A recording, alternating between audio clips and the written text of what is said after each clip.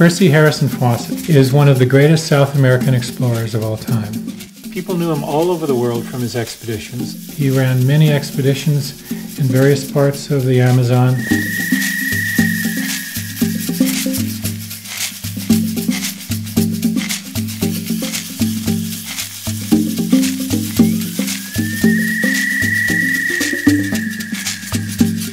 Only one person has ever been up the river, and he never found the source and explored the headwaters. It became an obsession. I wanted to do this. The thing that excited me the most about the expedition was, of course, planting my foot on this untouched place. The biggest area of unexplored territory in the entire world.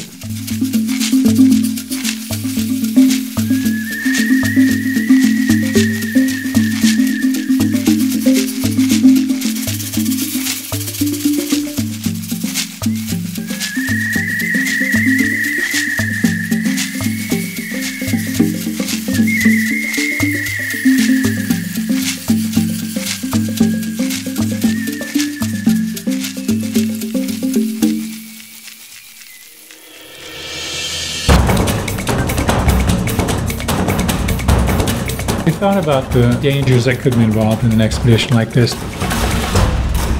We have to watch where we step, watch where we touch. There are ants that can knock you to the ground with a single bite of their pincers, plants that can burn your hands. Life and death is just a part of living in the forest. Everywhere you look, you're going to see living things and dying things, animals eating other animals, insects eating other insects. You'll see vines that are strangling other trees as they're trying to make their way towards the light and life. I've led many dangerous expeditions, but nothing to an area that had never been traveled before.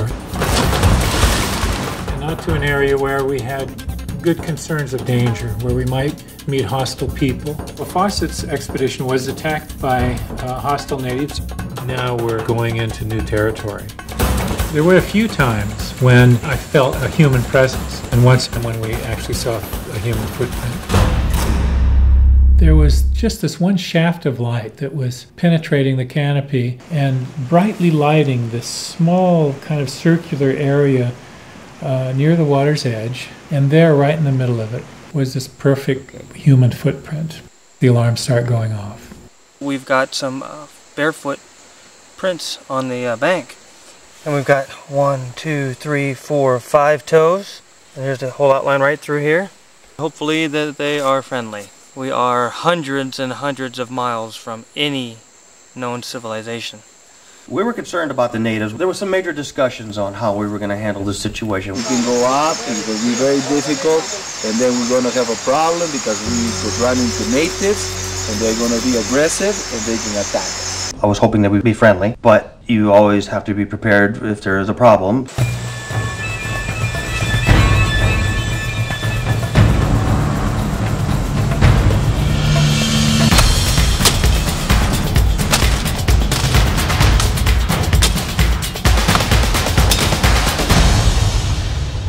We're halfway up the Marty River now, and this is a critical spot in our exploration because the Marte River is now going to split according to the map.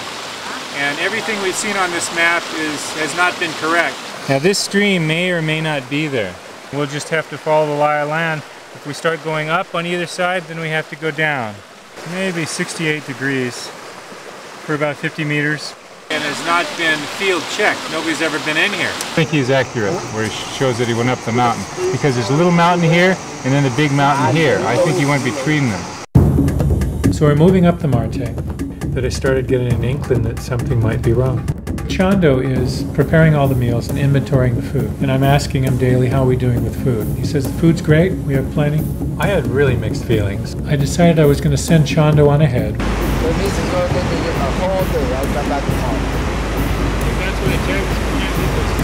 My real purpose was to get Chando out of camp so that I could check the food supplies. I was devastated to find out that not only did we not have the 2.5 weeks food that I thought we had about 4 days.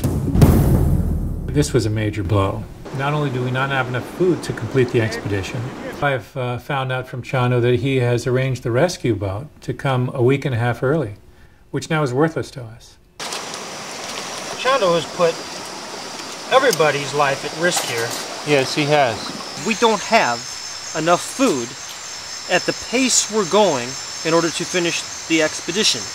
I don't trust Chando. So I had to make some very serious decisions. I had to decide how we could go on. Now our suspicions of what's going on with him are becoming even more prevalent. We just couldn't believe it. But one thing that I have clear in my mind is I don't want to kill myself. The bottom line here is I intend to find the source, no matter what. Hey, I want to do something no one else has ever done before. Yeah. And I'm going to split the group in half, and I'm going to send only the strongest people and the most necessary people on, and half of the people are going to go back.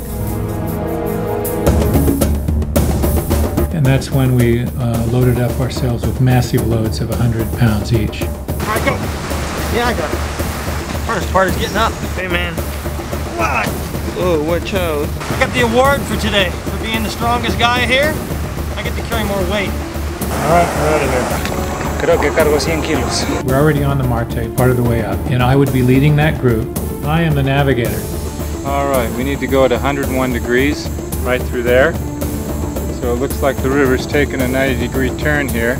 We would continue up the Marte until at some place I knew was going to change direction and go the wrong way. Don't come here if you want to stay dry. The minute you come in, you're wet, and you're wet until we go through to the other side.